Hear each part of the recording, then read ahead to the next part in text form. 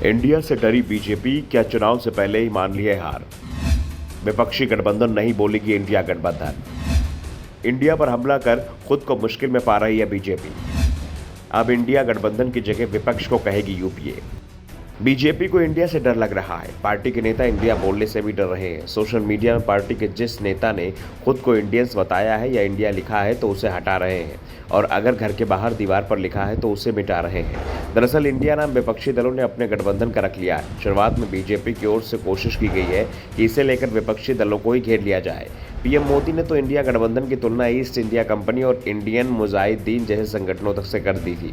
संकेत दिया कि इंडिया नाम रखने से कुछ नहीं होता, लेकिन बीजेपी के द्वारा इंडिया को लेकर किया गया दांव उल्टा पड़ता दिखाई दे रहा है। बीजेपी इंडिया पर जितनी आपत्ति दिखाती है तो विपक्षी दल के नेता इंडिया का नारा उतना ही जोर शोर से लगाते हैं।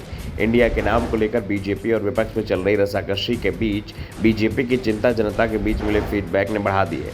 दरअसल जिस तरह से इंडिया को लेकर बीजेपी के नेता बयान दे रहे हैं उसे जनता के बीच गलत संदेश जा रहा है।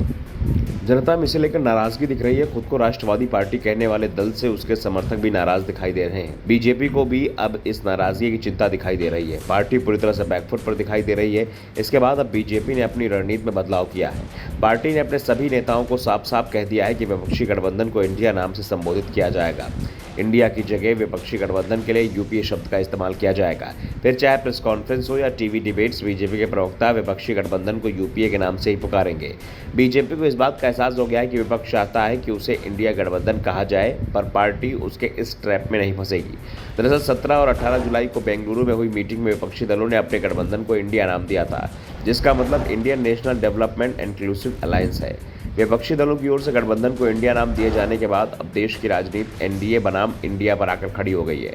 दरअसल विपक्ष ने पूरी सोची समझी रणनीति के साथ गठबंधन को इंडिया नाम दिया है, क्योंकि केंद्र की मोदी सरकार राष्ट्रवाद की बात करती है। ऐसे में विपक्षी दल अपने गठबंधन के साथ इंडिया को ही ले आए हैं, जिससे बीजेपी को उन पर निशाना साधने में मुश्किल हो रही है। संसद में इसका नज़ारा भी दिखाई दे रहा है।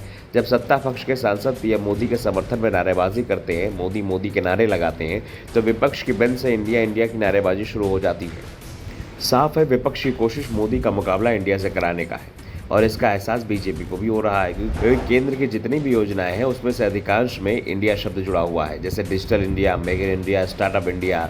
ऐसे में सत्ता पक्ष के लिए विपक्षी गठबंधन पर निशाना बनाने में परेशानी हो रही है, क्योंकि इंडिया का मतलब भारत से भी होता है और संविधान की पहली ही लाइन में लिखा है कि इंडिया यानी भारत। ऐसे में बीजेपी विपक्षी दलों की खिल्ली भी नहीं उड़ा पाएगी, क्योंकि जनता के बीच में गलत संदेश जाने का डर रहेगा।